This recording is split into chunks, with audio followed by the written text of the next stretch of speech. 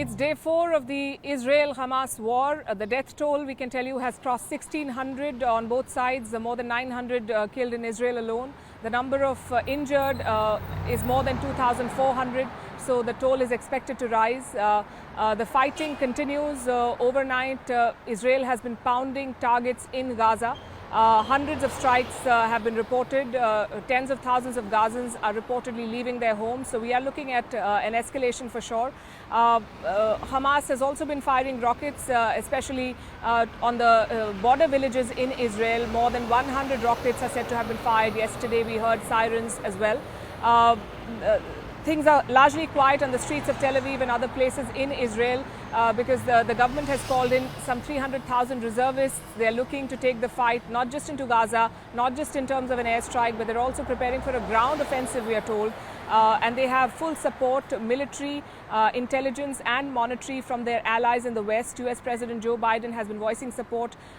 Reports have also emerged of the contents of his conversation with Prime Minister Netanyahu on Sunday. Multiple sources saying that the Israeli Prime Minister has said that they have no choice but to go deep into Gaza and finish this off. So we are going to see more fighting, not just in Gaza, but also in Lebanon on the northern border. Some Israeli military action has been reported, and Israelis living in border villages near Lebanon have been told to seek shelter.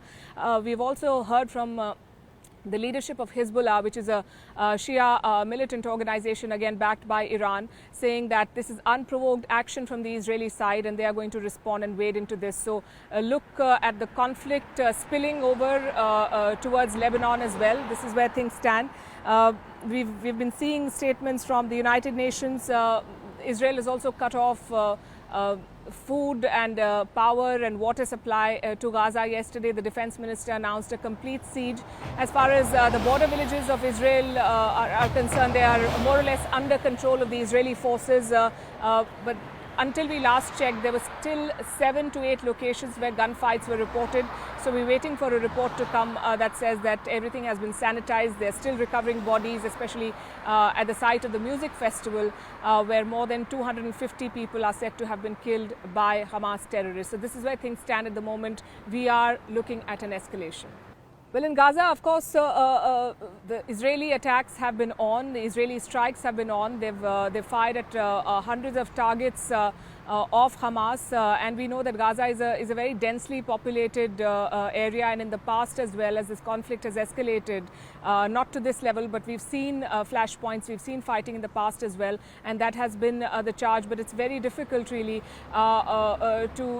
to avoid civilian casualties. That is the Israeli side of the story. They say that the Hamas uses civilians as a shield. So we are going to see more bombardment, and we are going to see a lot of what they call in military parlance collateral damage. That is definitely going to be there. The other thing that complicates the Israeli response is the presence of Israeli hostages in Gaza. More than 100 people have been taken hostage from the southern villages. So there is pressure from their families and the government of Prime Minister Netanyahu to secure their release first before going on the full offensive.